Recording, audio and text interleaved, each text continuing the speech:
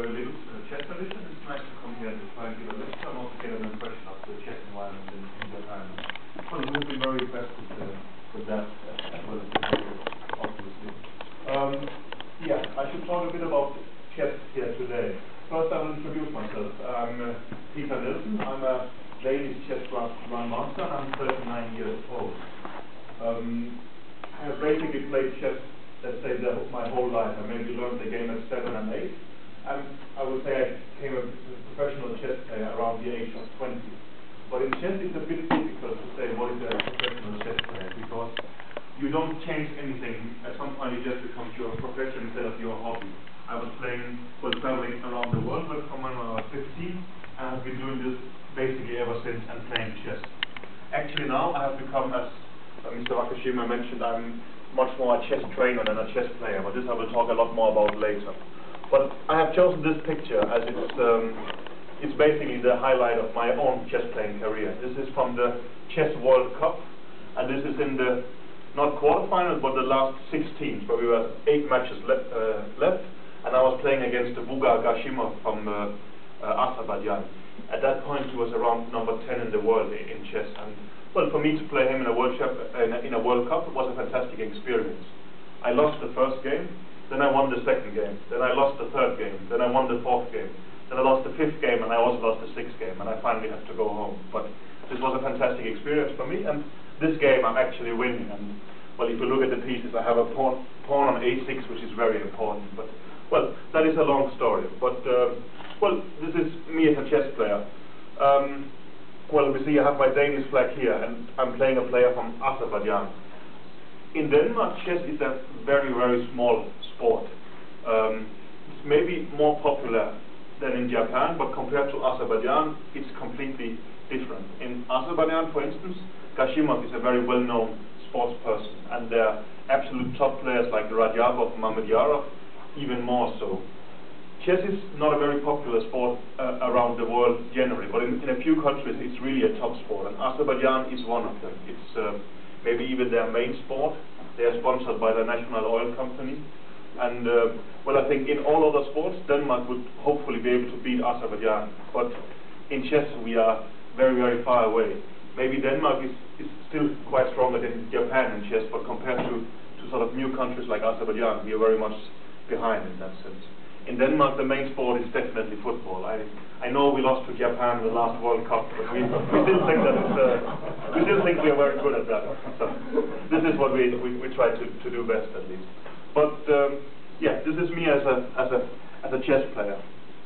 I will switch to our other guest, Victoria Schmelice. Well, I can't pronounce it as well as Mr. Wakashima, but I tried.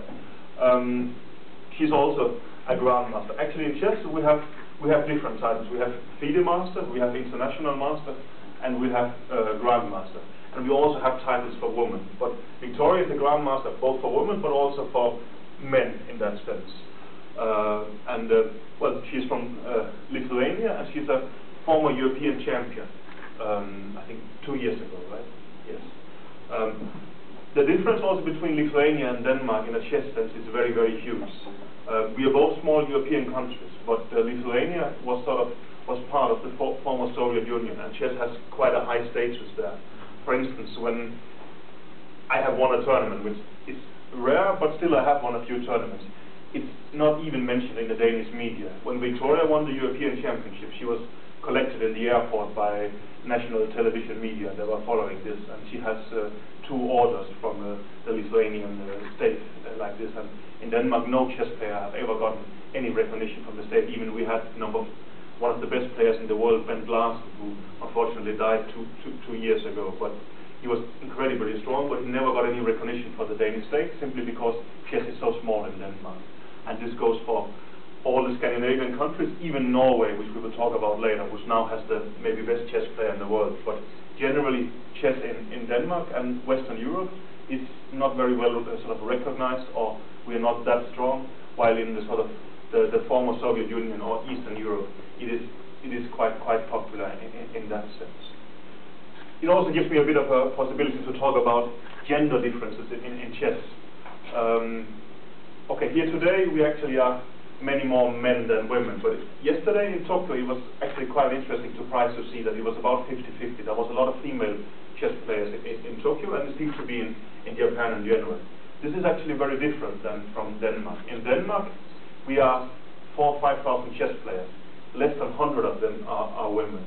In Lithuania, there are quite more. Well, maybe because they have a Victoria, but still, I mean, it is more normal for female players to play chess, let's say in Eastern Europe. In Denmark, it's seen as quite strange for some reason.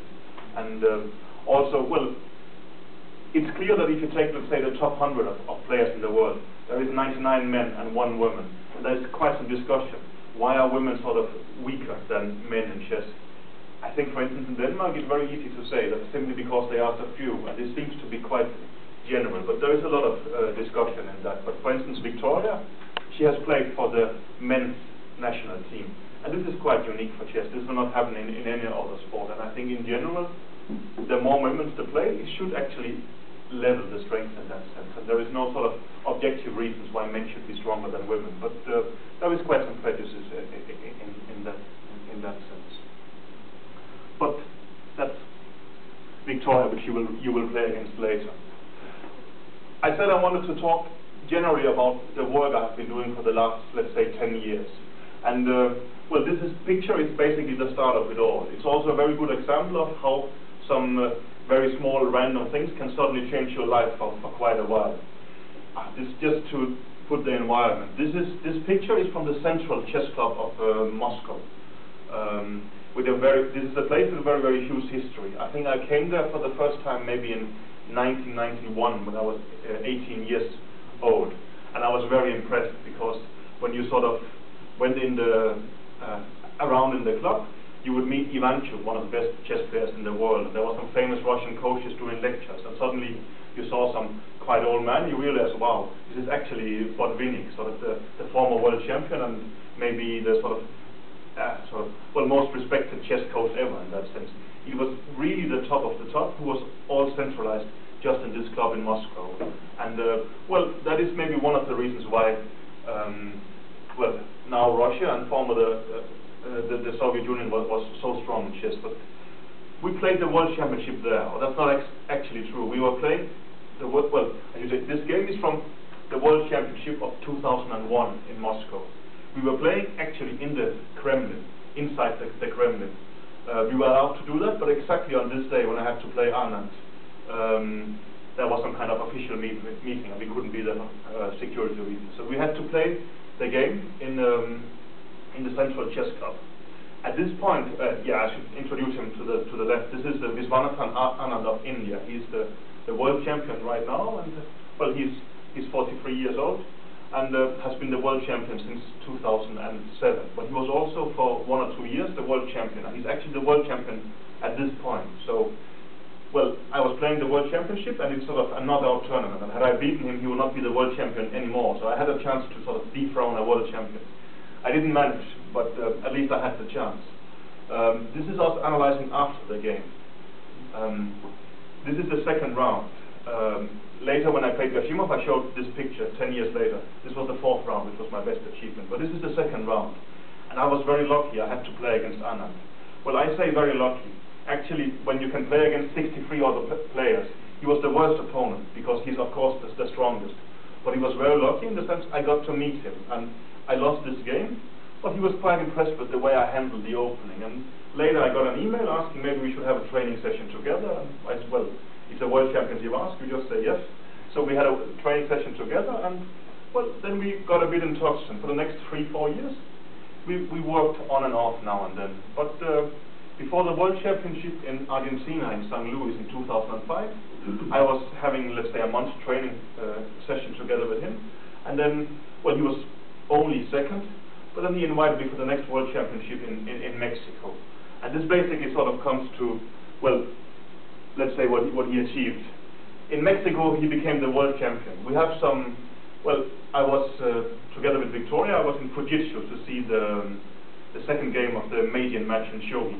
I mean, they have fantastic transitions. I mean, well, we were allowed to be there before the game, and it was fantastic to see how ceremonial that was.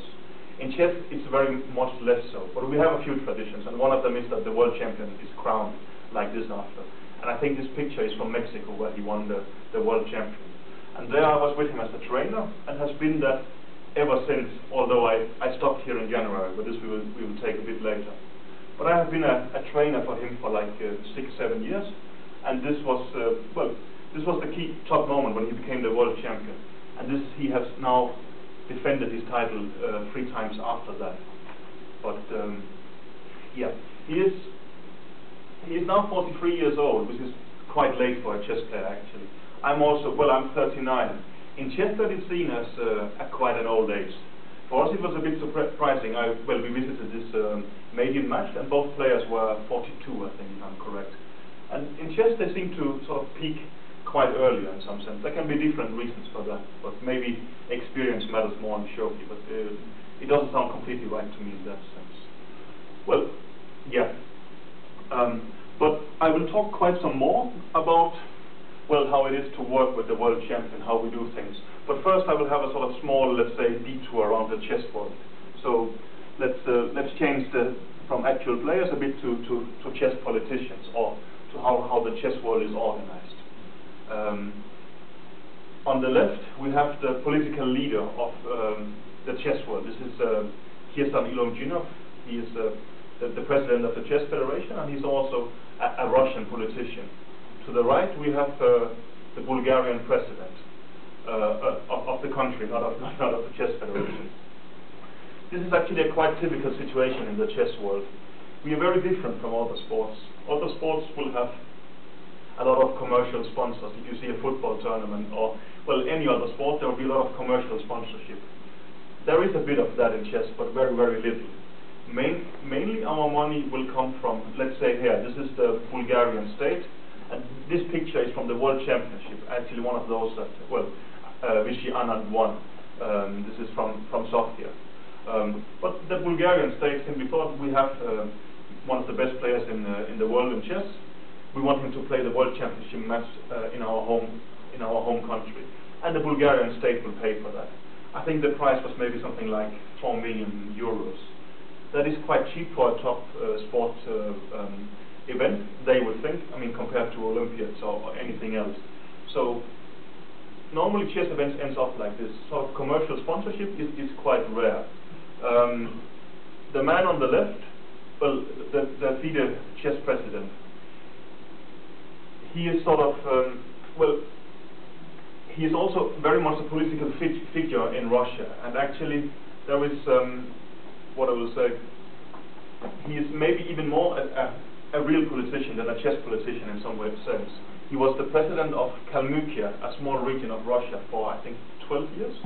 Yes, and he has, for instance, been traveling around a lot as both a president for the Chess Federation as well as a Russian politician. For instance, he was in Tripoli quite recently, before there was, well, during sort of all the problems with Gaddafi, and he was there as a Russian, well, you can say delegate in some sense.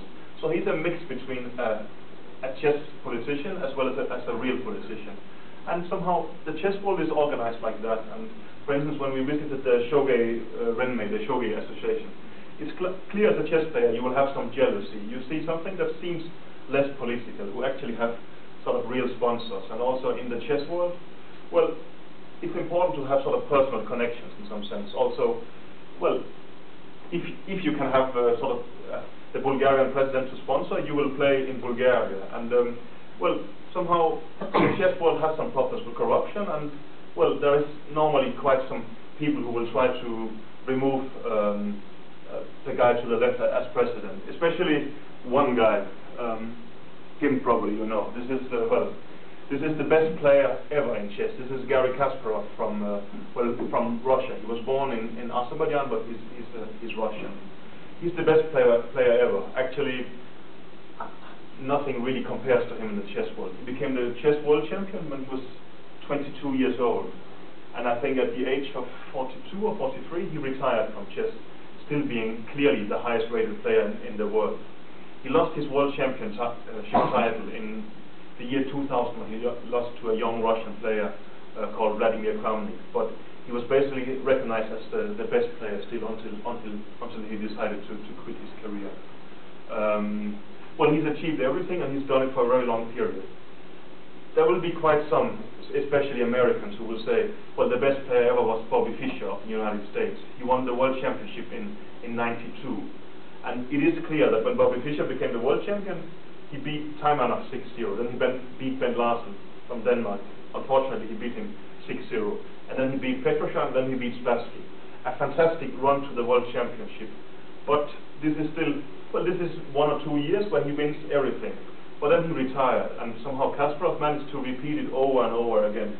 And I think, well, if you took Kasparov's 2 best years, or you took Anand's 2 best years, it looks fantastic.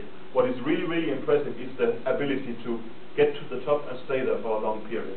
And this, well, this is very few people that has sort of managed. And also, we have this tendency in the chess world to think Fischer is fantastic, but it's somehow he's cheating in the sense of we only see him on the way up. We didn't see him stabilizing at the top, and somehow there will be a decline. And even for the best ever, there was definitely a decline with Kasparov. When he lost well, he became extremely popular in the chess world, Kasparov, mainly because he was a very aggressive player. Before him, well, we saw some very careful players. Kasparov played fantastic chess and very aggressively.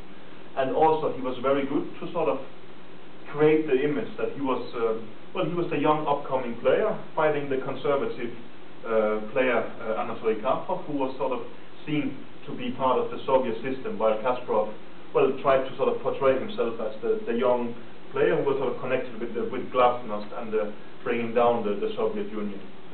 Well, I mean, sort of historians will say that, well, Kasparov also had this connection with inside the Communist Party in Russia and such, but he created this image, and he's very, well, he's very good at these things, and he's sort of, yeah, but he was the best player for 20 years in the chess world. He's a very controversial person, but about his chess there is nothing to say. He's the best ever, and one has to respect that. When it comes to chess politics, for instance, he's a bit more different. He's trying to sort of to change the World Chess Federation. He wants to get rid of, let's say, that what he calls the corrupt leadership. And well, before he wanted to put Anatoly Karpov as the president. I think now he wants to put Garry Kasparov himself as president. Is what they say, and that will be an interesting change. But also,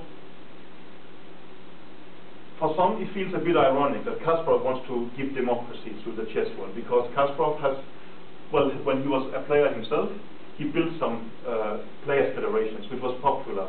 But then they didn't want to do what he wanted to, and then he made them collapse. So he is an interesting figure, but to see him as a sort of democrat, there is quite some, well, you say in the chess world, there is some skepticism about that. But there is still a lot who hopes that he will become the next president, and I think this will be decided next year in Norway. So there is some interesting things there.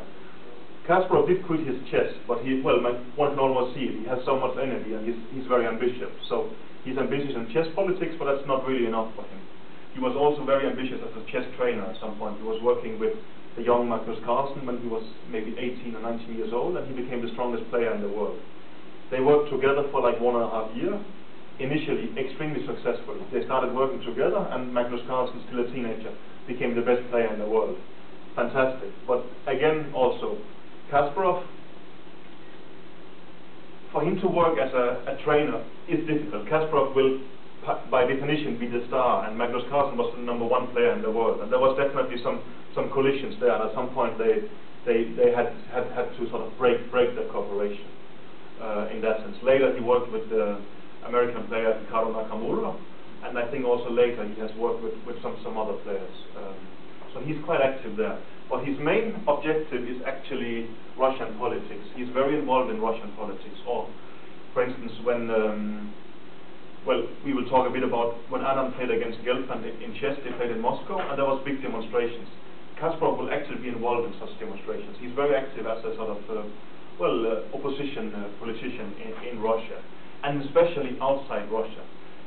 For instance, in Europe, when there is television about the opposition in Russia, it will very often be Kasparov who is criticizing Putin there. It's often a bit said among chess players that he's mainly doing it to be popular in, let's say, in Western Europe, and especially in USA, where he's traveling a lot and giving lectures. But he has actually been to jail and he's been beaten up by policemen. So it's not only something he's just doing for fun. He seems actually he quite means it in that sense. But well, this is definitely the best chess player ever. And although that sort of chess politically, I might be a bit skeptical about him, one has to really sort of respect what he has achieved. I was mentioning his main political rival. We have there on the left. This is Vladimir Putin, the present president of the Russian Federation. Well, here we see him in a very polite moment. It's also a good picture that illustrates the respect chess has in Russia and the former Soviet Union. Well, we have maybe, okay, let's say the second or the third strongest political leader in the world, and then we have the chess world champion and the chess challenger. This is the day after the World Championship match has finished in Moscow. Putin would invite them to come and visit him in his office in the Kremlin, and well, the players would come there. It's also, well, you can see Kasparov is fighting Putin politically, and I would not be very surprised if both Gelfand and Anand was not big fans of Putin politically. But it's part of the job to be very polite, and it's also, well, it's a huge honor after all for chess that we will be invited to actually be within the Kremlin and meet the sort of top of the political world. Chess status in Russia, as I mentioned, is very impressive. I will give one example. At some point, Denmark had a very strong 800 meters runner, and he could win the gold medal for Denmark at the Olympics. But he was born in Kenya, but he was married to a Dane. But to be able to sort of participate in the Olympics, you needed to be a Danish citizen. And, well, he wanted to be that, and he was informed that, well, this actually takes 5 years. So he lost one gold medal like this, and we made no exceptions. In Russia, it's quite different. There was a young Ukrainian player called Sergei Kayakin. Well, now he's a very famous world-class grandmaster, but he wanted to be Russian, and well, the Russian Chess Federation said, well, what to do? But actually, the president of the Russian Chess Federation is also part of the Russian government. And Kayakin was simply taken to, at that point it was Medvedev who was the president, and the president just signed a paper that now Kayakin is a Russian citizen, simply like this. So, I mean, chess is completely different in Russia than, let's say, in Western Europe or especially in Japan and such. It's actually even decided at sort of high political level. They say that it goes back to all the way to when sort of the Soviet Union started, and that Lenin was the political leader, that Lenin was happy with chess, and Lenin also thought that it's important that the intellectuals in the country have something to do that's not connected to politics. And they thought chess is a very good way for intellectuals to pass their time without making revolution. If that's true, I don't know, but this is sort of the myth in that sense. But okay, let's jump to the next picture. Yeah, this is quite a bit of a change. But here we are. This was also, well, when we went to Fujitsu to see the shogi Meijin match, one is impressed with sort of how things are done there, but it's very ceremonial and traditional. In chess, unfortunately, this has really changed. We are very, very concerned about security. This is the stage of the World Championship. As you can see there, they are building, I think even, I don't know if it's a plastic or glass ceiling, but it's simply supposed to that spectators can look in, but players cannot look out. And we are very, very afraid of cheating in chess these days. Cheating has become a huge problem. And to sort of, well, exemplify, the strongest chess player in this room is definitely my computer. The second strongest is probably my mobile phone, and maybe I'm the third strongest player here. But this is how the reality is these days. Simply, the computers are becoming so strong that we are very afraid of cheating in chess. One thing is that we're building glass walls. They simply sit within a bubble, and there's no communication. It's even, at some point they had, I think, military equipment that could, when Kramnik, the Russian player, played against a Bulgarian player, they played a World Championship match in Russia. And there they said that they had sort of military equipment being able to block radio signals, simply because at that point the Bulgarian player was accused of cheating, and they had equipment that could block radio signals. So we try to block radio signals. We have, you know, glass ceilings you cannot look out from, and also going through a metal detector, unfortunately, has been completely standard in chess nowadays. I mean, when there is a chess Olympiad or a World Championship or something like this, we will all have to be checked by metal detectors. And this is simply because we are afraid of this. And it is actually a real issue to some extent. For instance, I'm playing in the German Bundesliga. This is sort of, well, the German league for teams. And quite recently, a young German player was disqualified because they said that, well, he went outside and checked a bit on his mobile phone. And we have cases like this all the time. And, well, it is quite sad, but it is a problem to some sense, and they have to do something about it. A very strange case happened, but also quite impressive case, which I will explain, happened at the Chess Olympiad 2 years ago. Well, the Chess Olympiad is basically like the World Cup in football, where the national teams, they will play. And I think, well, there was a problem with one of the French players. If you want to cheat in chess, most of the things are quite easy. All the games you can follow online. So you have someone sitting at home with the computer analyzing the game. He will find out what is the right move. Then they send an SMS to the captain of the team. Still, that's very easy. There will be no check. The difficult thing is to get the information from somebody to the actual player at the board. Well, you can't just go and tell him. I mean, that people will notice. So they have to find a way. And what they did was quite brilliant. When we play in chess in teams, it's 4 against 4. And this chess board has 8 squares and 8 lines. So they made a code language. The team captain, he will stand behind, let's say, player number 1. That means A or 1. Player number 2 means B or 2. And like this, the team captain will go around and signal what was the right move.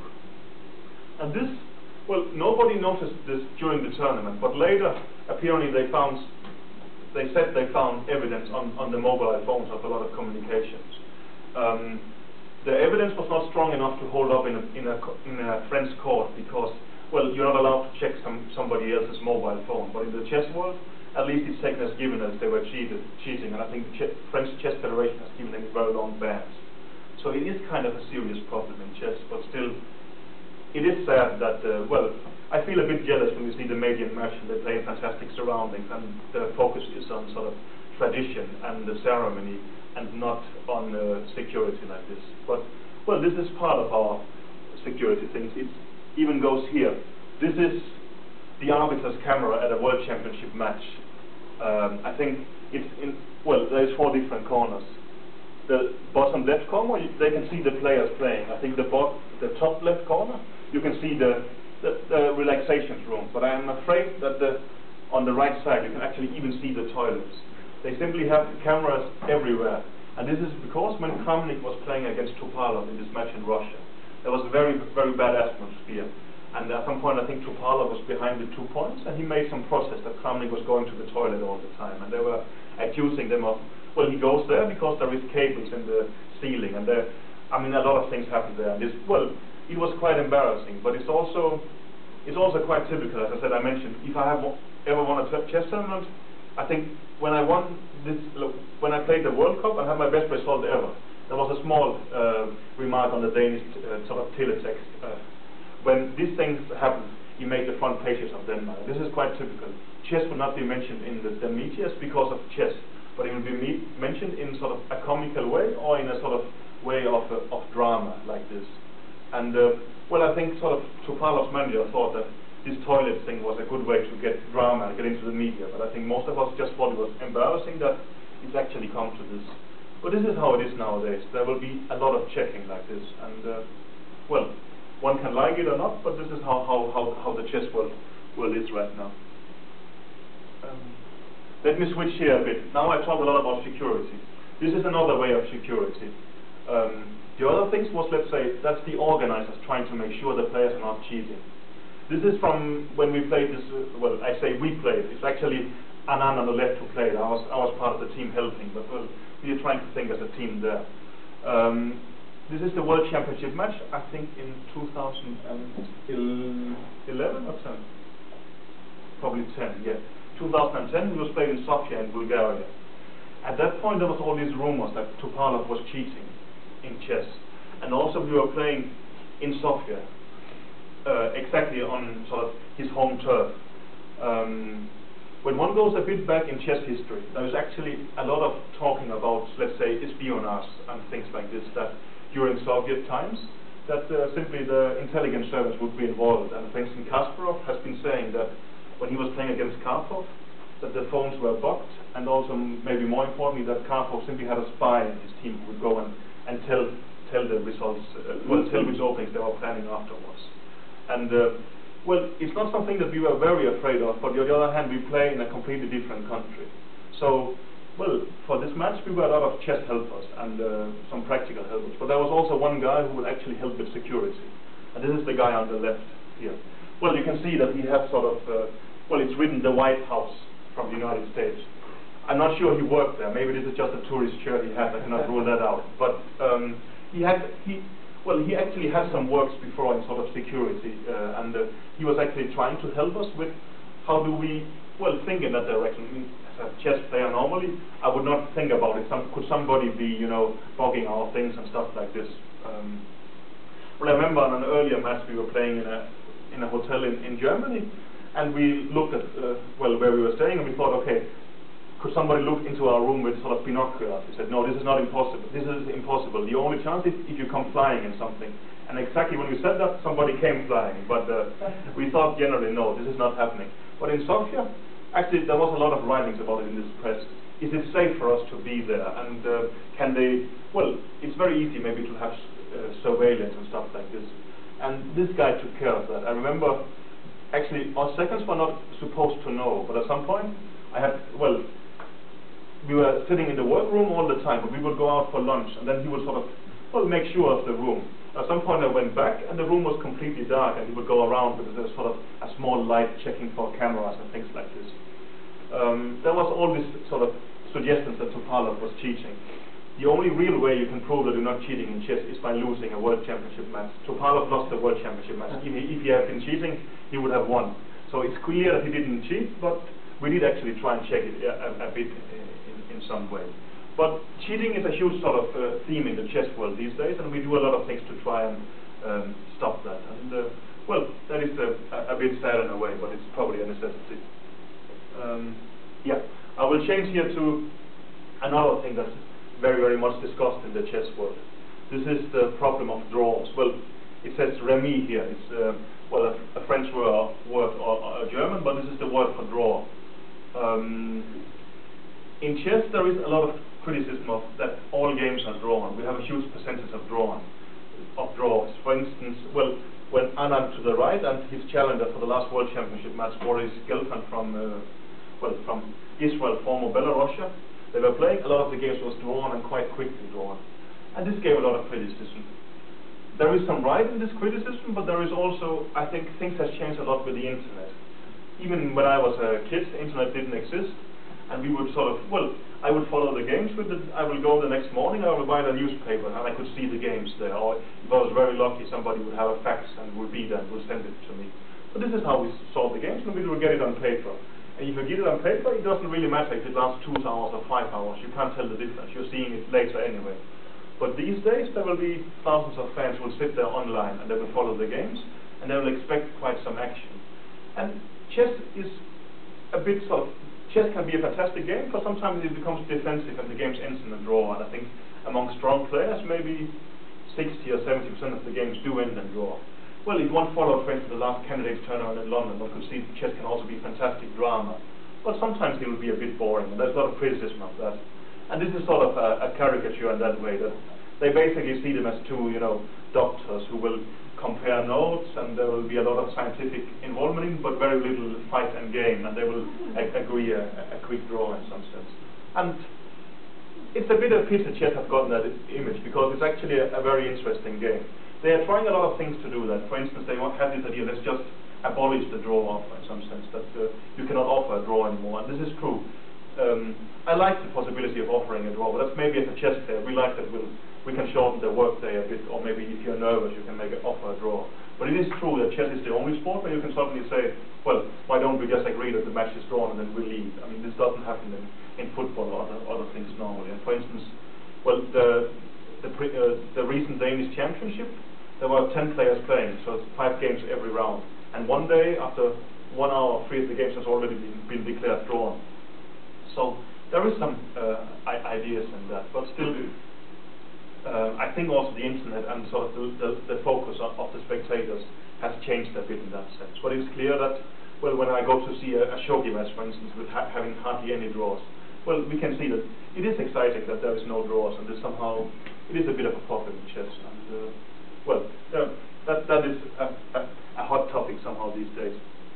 Anyway, let's try and switch to what I'm doing, my work. I'm a chess coach, and unfortunately, well, this is not what it's mainly about, the chess coaching. This is a fantastic sort of, you say, almost postcard-looking picture of this is, well, I think, yeah, to the left we have the Kremlin in Moscow and Russia, and well, one of the best views in the world. I remember I saw this picture the last time when I was in the World Championship match as a coach for Anand there.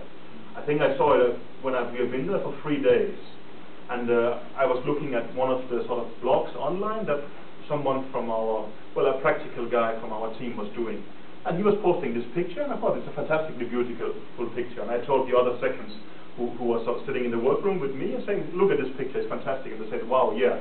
And then someone said, well, have you seen what it's taken from? I said, no, this is the view from our hotel room. So we took off the curtains, so this is actually where we are staying. And this is quite typical. You go there, and as a chess coach, you will go to the most fantastic places in the world, but you will not notice it, because, well, this is the view, but how it looks for us, unfortunately, is something like this. I mean, you draw the curtains, and you will have the most fantastic view, but, well, this is how we do it instead. And, well, it may be effective for work. I think also, maybe this picture is actually from Sofia in Bulgaria, but this is sort of, it's actually the best suite in the hotel. We will just sit there and analyze chess in some sense. But this is actually, this is how our chess training camp looks these days. Well, if you look for a chess set, you have to go over on the left side, behind this guy in the red shirt. You can see there is some pieces somewhere. But actually, we hardly use a chess set anymore these days. Everything is done on the computer. You can see that there is some seriously quite heavy computers, a lot of cables and things like this. And well, this is how a training camp is in chess right now on the top level. Everything is almost done by computers. Well, if I should talk a bit about, well, no, actually, first let me introduce the different persons. Well, in the back with the black T-shirt, it's me sitting there. In the white T-shirt, it's Rustam Kasimjanov from Uzbekistan. He's a former world champion of chess. When there was the world championship in Tripoli, he was maybe seeded number 40 or something like this in the world at that point, but he made a very surprising victory, quite convincingly. I remember I was talking with him just before the tournament started and at the opening ceremony, and he told me sort of, well, you know, there is 1 or 2 players missing here. This is my chance ever to become the world champion, and we both laughed at that. And I asked him afterwards, did you mean it? He said no, but he actually, well, he won it and he played fantastically there. But since then he sort of, well, one can say, what is a former world champion doing as a chess coach? He should be playing himself. Well, he is playing a lot himself, but at some point he thought he had a couple of bad years, and then he was asked to join the team, and he said, why not, indeed, in some sense. Also, yeah, I'm talking of a team. When Anand became the world champion in Mexico for, well, the first time I was with him, then it was only me. But then he was playing against 7 other people. In matches for the world championship, which they changed to since then, you play only against 1 player. And as straight as it may sound, you need to prepare much more when you play against 1 player than when you play against 7 different players. Because when you play against 7 different players, it's 1 or 2 games. When you play against 1 guy for 12 games in a row, you have to repeat the same opponent again and again, and also he has been preparing for a long time just for you. And somehow this requires a full team of players and also a lot of work. When we prepared for the last World Championship match, I think we met last year in January, around, let's say, the 15th of January, and basically we worked constantly for 3 months until the middle of April, only, I would say, 90% on chess openings. We would sort of, well, get up in the morning and have breakfast, maybe do a bit of sport, and then we would meet around, as let's say, 11:45, and then basically work on chess until, let's say, 1 o'clock in the night, only with breaks for food and a bit of walking and things like this. So let's say 10 hours of chess work a day, and basically like this, we will sit with our computers, we will discuss some opening ideas, maybe we have a tendency to work 2 and 2, And let's say I will work with a player in the red shirt who is Radek Wojtaszek of Poland. He's quite a creative player and maybe quite good at thinking himself, while my main strength is sort of making structure in things, as well as I'm good at analyzing things with the computer, and I'm not easily bored in some sense. So I mean, if the sort of this thing is that now white has 5 moves, I will check all white's 5 moves, and if black has 5 moves for each, I will check them as well quite systematically. And it's very good to work together with two who are quite different, one who is quite creative and one who is quite methodical in that sense. And the same with Kasim Janov in the white shirt. He's very creative, and Surya Ganguly, the Indian guy in the dark suit there, he's very good at analyzing with the computer as well. But we will work like 2 and 2 like this for quite a while. That Ganguly is part of the team is quite obvious. He's Indian like Anand, and he's a very good analyst. Radek Wojtaszek, well, now it seems obvious that he's in the team, but when he was there for the first time in Bonn when Anand beat Kramnik, people were thinking, or even telling, well, what is this guy doing? He's completely unknown, and well, he is quite strong, but nothing special, and very young. But this was quite impressive by Anand. I mean, he met him in the German Bundesliga at some point, and they made a draw, and he could see that, well, he's very young, but he has very good understanding of chess. He's very curious, and they spoke for like half an hour, and Anand thought, okay, this guy, actually I should get him for the team. And now he's in the top 20 in the world, and he's clearly the strongest of us 4. So the guy who they thought was, well, what is he doing there? He's actually the strongest of us 4. So, I mean, but also, it's not so easy to find a team like this. Well, by far, really, most of the strongest chess players in the world and the strongest chess coaches in the world are from Russia, or from the former Soviet Union. And they all work with the best players there. So for a Western player, or especially an Indian player, finding coaches was not so easy. So I was quite surprised that Anand asked me back in the days, but maybe when I look at it with hindsight, it felt quite logical in a way. But this is sort of, this is our workroom. One nice thing, there is sort of, one can see that there is some loudspeakers there. We work for, let's say, 60 hours a week on chess. It has to be funny, and it has to be relaxing. So we will listen to a lot of music, or we will have quite a light atmosphere. And also, it sounds serious working on chess, but actually nowadays the computers are really doing a lot of the work. So it's normally, well, I have this idea, I put it into the computer. So it's not like you have to be very focused. It's actually more that you have to ask the computer the right questions in some sense. And well, we definitely had a lot of fun like this. And well, this team, we helped Anand to win 3 World Championship matches in a row. It's actually quite an achievement. Now we have basically sort of split apart. Kasim Janov in the white shirt has announced that he's not part of Anand's team anymore. He said that, well, he worked for 3 World Championship matches, but that's actually enough for him. And well, now I'm working with Magnus Carlsen, but I can understand what he's saying. I think we have spent, let's say, well, 3 times 3 very intense months preparing, as well as the World Championship matches. It's been fantastic experiences, but it's also taken a lot of energy. And I think he's actually going to take a normal job here quite soon, and surprisingly. He's former world champion and a sort of world-class coach, but still he will actually try to get a civil career. But that's an interesting choice, and I think, well, Wojtaszek and Ganguly will keep working for Anand, and I'm working for another player, but a bit about that later. But that's, that's basically what I do for a living. Yeah, I wanted to talk a bit about computers and chess.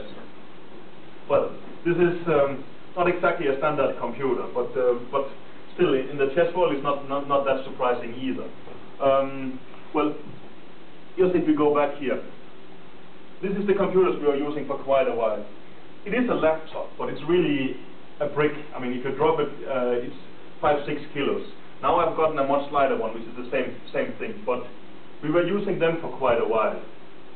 And at some point, we were the most technology advanced in chess in the world, I would think. When Anand won the World Championship in 2007, and when he defended his title in 2008, I think it was clear that, well, first me and Anand, and later the whole team and Anand, was those who had the best hardware in the world. At that point, we had some, well, very strong laptops, and later, I think we were the first that started using what we will say remote access, in the sense that, well, we would connect via internet to a strong computer somewhere else and use that. That this happens as late as 2008 in the chess world is almost embarrassing. I think this technology was out in many years before, and we were using a small piece of software which was written in 2004, 2005, and just lying there on the internet. But simply none of us realized that in time.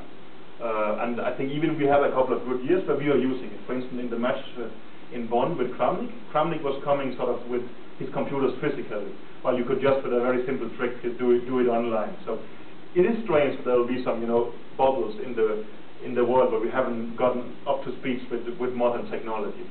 But this has changed quite a lot.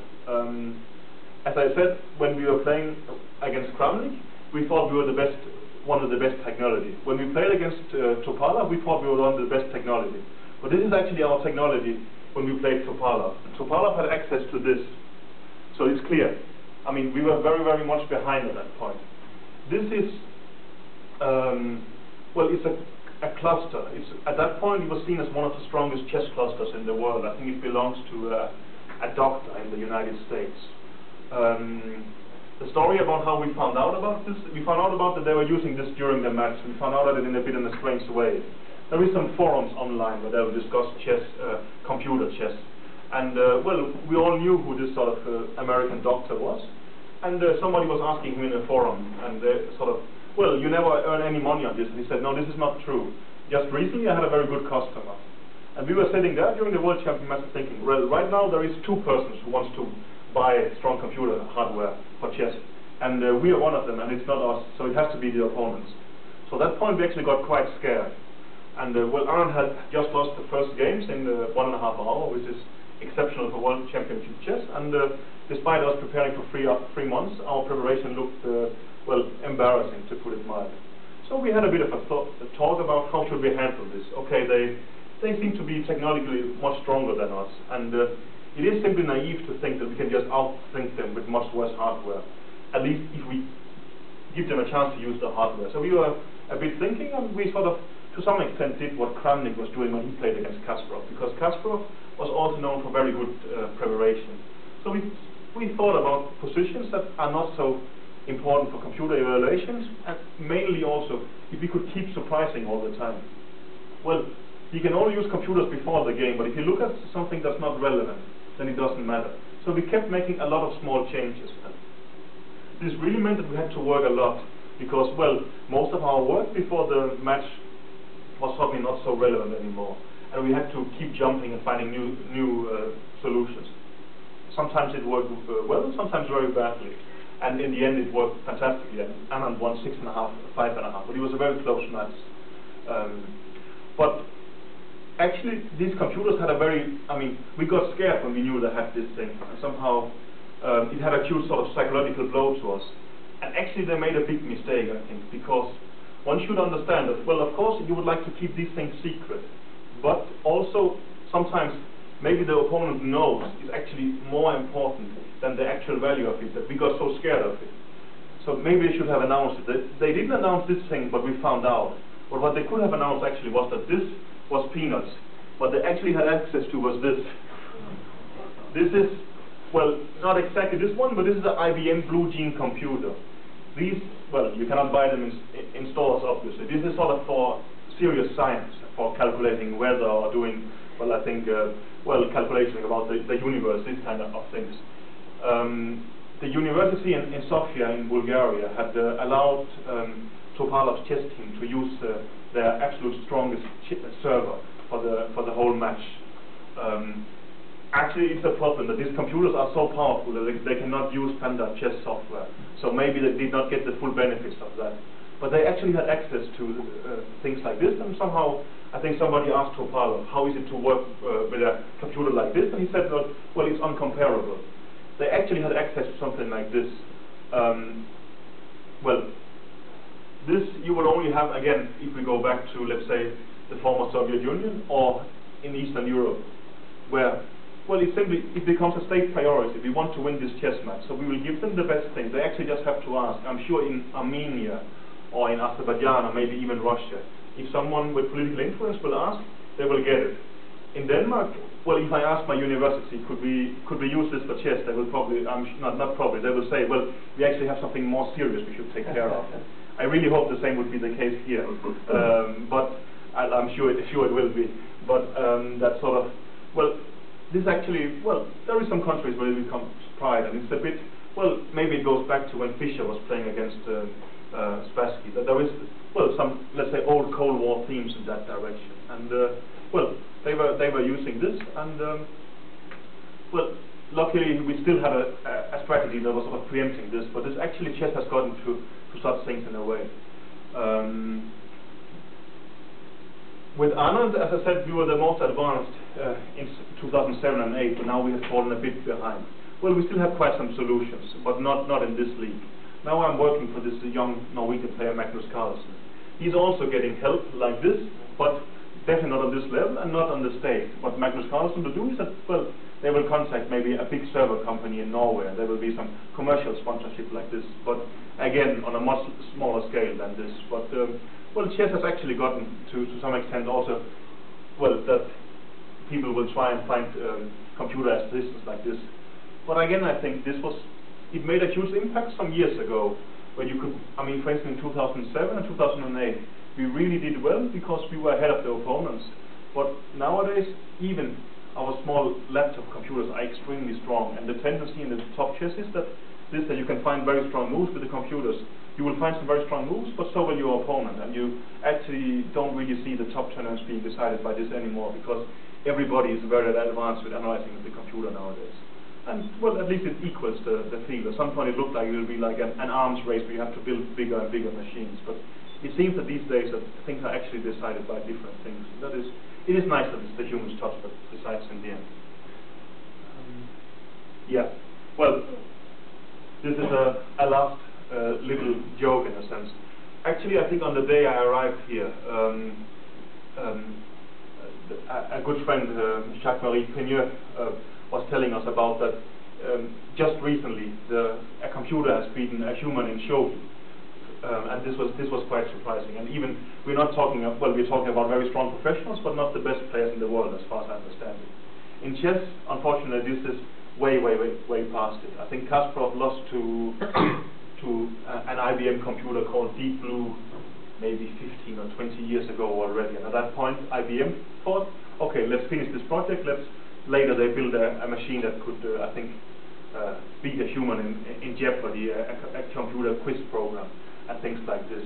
But it became a bit like, well, we'll say, with landing a person on the moon. It was extremely interesting to do it as the first. But when you've done it again, people started to stop caring about it. It's not completely true. There was a few matches, and even I was involved at some point. There was this German computer program, Fritz, that played against Kramnik, I think I forgot where they played. But there, I was the coach of the computer. I had to help with deciding which opening move he should be. So, well, I have been helping quite some humans, but also once a computer, which was a strange experience, but also quite interesting. And, well, Kramnik played better, but at some point he missed mate in one, and the computer will never miss mate in one. So the computer won in the end.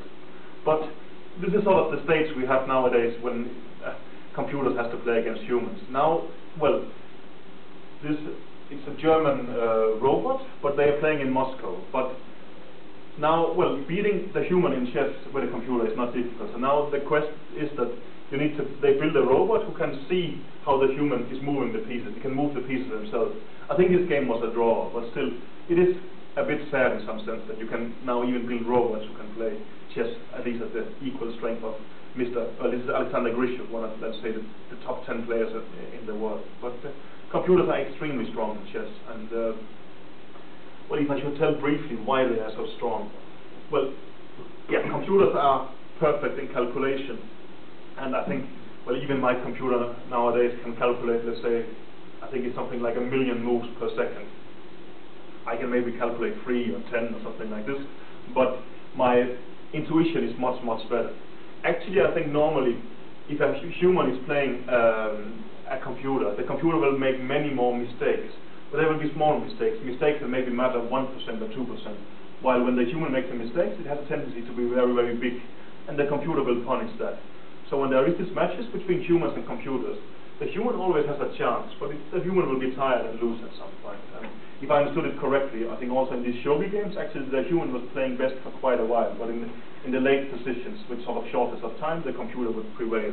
So it looks like there is a huge difference between shogi and chess in that sense. But in chess, basically, this battle has been decided. And for instance, we're using the computers all the time, but only for analyzing things. playing against the computers doesn't make any sense even for the best players in the world. I mean, I never play training games on my computer. It's simply too depressing in some sense. My feeling is when I play with it that it's playing badly, but it's beating me, and then, well, kind of indicates it is playing quite well in some sense. But, well, that is chess and computers. Let's switch a bit to actually talking about real chess in some sense.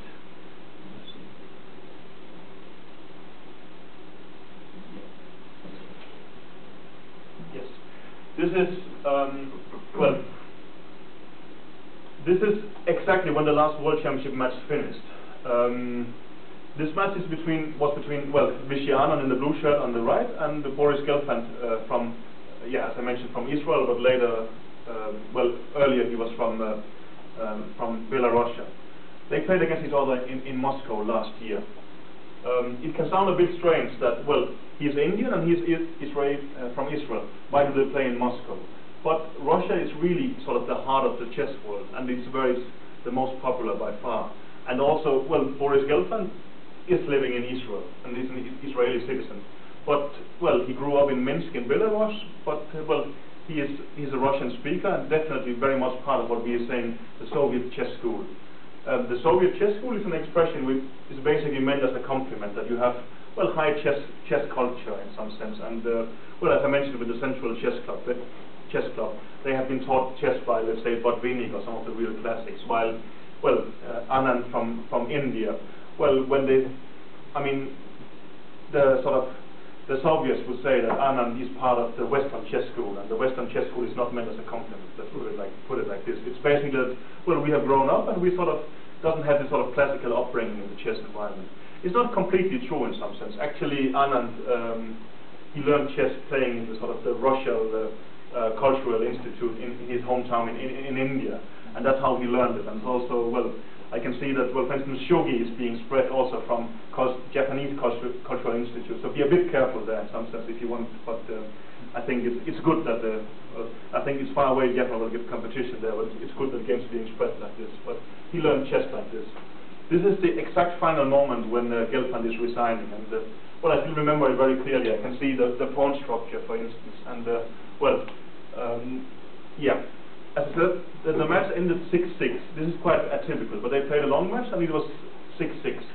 Normally in the old days, then it will be that the world champion will keep his title, that you have to beat the world champion to become the new champion. For instance, Anatoly Karpov and Garry Kasparov played 12-12 at some point, and then Kasparov kept his title. But nowadays it has changed, I would say luckily so. It is a bit strange that the match ends in a draw, and then we decide, well, that's a pity. One guy keeps the title and you should have won instead. Now it's decided in a playoff. The reason we didn't really do that is what we thought that somehow this is unserious. I mean, again, maybe a bit of classic Soviet chess school thinking that you cannot decide games by playing rapid, quick games. But here, this time, last year, the World Championship was decided in 4 rapid games. And, well, I was there as a coach. Normally, actually, this is a bit strange. When I saw the Meijin game in shogi, I think Tuesday, this was the first time in more than 10 years I've ever been to a World Championship game in chess. I have been the coach for like 3 World Championship matches, but I'm not allowed in because I'm a coach, and simply we are too afraid that, would I make signals, something like this. It's completely disallowed. But here I was allowed actually in the building, not at the stage, but because they have to play 4 games in a day, they need their coaches next to them. So we were sitting in a small room just behind the stage and giving some kind of advice. And, well, normally we are giving very complicated advice. We will show long lines on our computers and things like this. But here, suddenly it becomes much more like a sporting event. There is 10 minutes before each games. It doesn't make sense to start showing him very long lines. He has to play 4 games. So it became very much something like a very standard advice. Be optimistic, or, well, you did well here, keep fighting, something like this. I mean, basically the same advice I will give to my 10-year-old nephew or something like this. But this is the same things you have to tell there even. I think it's the best advice. And we try to stay very positive. The first game, Anand was black, and he played quite well, and he got a serious initiative. At some point he could have won, but he didn't win, he was a draw. And this was a bit disappointment. But, well, we kept thinking, okay, you're right, the next game we prepared something very interesting. So it was a pity you didn't win, but keep going. The second game was tough. He managed to play a very, very strong opening idea we prepared in the night, and he got an almost winning advantage. And he threw away all the advances, and then he was suddenly he got a chance, he was still winning. Then he was a draw again, and he won in the end. So, I mean, he was a bit upset. He thought he should have played better. But, well, of course, again, he said, well, you're actually leading 1.5 now. It doesn't make any sense to be upset. This is going fantastically well, so keep going. But, again, we had 10 minutes before the games. If you need to speak about the last game, then to relax, then to prepare for the next game. 10 minutes is not a lot of time, so these things went pretty quickly. But that was interesting. The third game was actually, let's say, the worst of them all. Anand is now 43, or he was 42 when he played it. The way he grew up playing chess was that he was known for being extremely quick. I mean, sometimes he would beat strong grandmasters, and he would use 10-15 minutes, and they would use all their time. But later he thought, well, he was a big strength when I was younger, but somehow when he's older he's quieted down, or sometimes he even got into time pressure. But it's very interesting that at sort of the biggest moments of need, you really tend to sort of repeat your mistakes of earlier in life. I remember also when I was with him the first time he became the world champion. That was in Mexico City in 2007. In the 13th round, he was playing the Russian grandmaster Alexander Grishov, the one we saw with the robot earlier. And Anand really needed a draw, then he would basically be the world champion. And we prepared some very long for 25 moves, and that worked very well. But Grishov was thinking for more than an hour. Then he made a move we hadn't prepared, and Anand got under pressure. Instead of really thinking, he just started moving very quickly, like when he was young. He just managed to save the draw, and he was enough, and he became the world champion. But and I remember thinking, really, okay, this is really the old habits that you fought so hard to get rid of that suddenly comes back really when you need them not to. And exactly the same thing happened here in game 3. Anand was leading 1.5, and well, basically, if you make a draw with black, you just need a draw with white in the last game. You were the world champion. So we thought, okay, just play calmly and solidly, things will go well. And they make some quick moves, and I think after 3 minutes of play, where nothing should have happened, Anand was completely lost already. Somehow the nerves has snapped again a bit, and he started playing very quickly. But, well, luckily somehow he kept fighting, and at some point he got some chances, and he took them, and he just saved the draw. And then he made a huge mistake, and he was completely lost. And then in the very, very last moment, Gelfand made a blunder, and the game wasn't drawn anyway. So he was suddenly 2-1 to Anand. But this could have gone really, really wrong, and I think this could really have sort of changed chess history in that sense. But Anand managed to make the draw, and well, the score was at that point 2-1. And we have these 10 minutes, and it's clear that, well, he was quite upset that he played so badly in the opening, and we were also upset about it. And I think at some point sort of to ease the conversation, I tried to say something like, well, well, maybe your play was not optimal in the opening, but let's look forward. But I didn't manage to say, let's look forward, because when I said that maybe your play was not optimal, everybody just started laughing, because, well, we could see his play was so bad in the opening, but somehow the result was important, and we managed to, well, with this joke, we managed to be a bit positive, and, well, he came as an optimist to the 4th game, and although that he played a bit nervously and a bit too passively, which is very typical, he managed to hang in there and defend for a draw. And like this, he managed to, in the end, win 8.5, 7.5 against Gelfand. And Anand is still the world champion, at least now well, he has one more match to play and possibly even more. But well, this was sort of, let's say, the highlight as a sports coach in that sense. And it's impressive also. Well, Anand, as I mentioned, is 43 years old now. I remember when I worked for him in the beginning, and he had been the world champion once, and he was quite old at that time. Very old is too strong to say, but he was quite old as a chess player. And I think we went to sort of St. Louis, Argentina, thinking, well, he's in his late 30s. This could be the last chance for him to actually become the world champion again. And he was only second after Topalov, and that felt like quite a blow. When you look at it now, and he's won 4 times since then, it feels like, well, we were way too pessimistic. But this was, I think, our feeling, also a lot of other people's feeling, that this was really the last chance for Anand at that point. And if he hadn't won in Mexico, it was definitely too late. And now instead he has won 4 world championships in a row. So it's really been fantastic, and somehow, well, yeah, that I'm not part of that anymore, I will talk a bit about later. But somehow, well, it's a very, very dear moment for me, this, when he actually wins a playoff. Yeah. So, I should actually say, this I will take on the next picture. Yeah. No, this the celebrations after winning a world championship, it basically looked at sort of very tired and sort of people who are not caring too much, not like, well, if it has been the world championship in football, you will see people sort of going around and cheering a lot. As I mentioned, the match was played in Moscow, and, well, it's clear, 99% of the spectators was really hoping Gelfand would win. That is completely clear. I think basically, well, that's the only person who was hoping for Anand, to be honest. You will see on this picture. And, well, the reason that everybody was hoping for Gelfand is quite clear in the sense that, yeah, it's played in Moscow, and, well, Gelfand is a Russian speaker, and also Gelfand is Jewish. There's a strong Jewish chess community, and it's also really based in Russia. And there was really a lot of spectators, and it was clear they were all hoping for Gelfand. Well, when Anand won, there was definitely some applause, but still. And I can actually also understand that. Well, Anand has won 4 world championships. Now he's winning his 5th.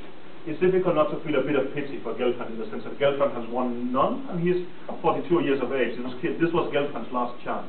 And, well, I think Gelfand will not be the world champion, but he was as close as you could ever be, basically.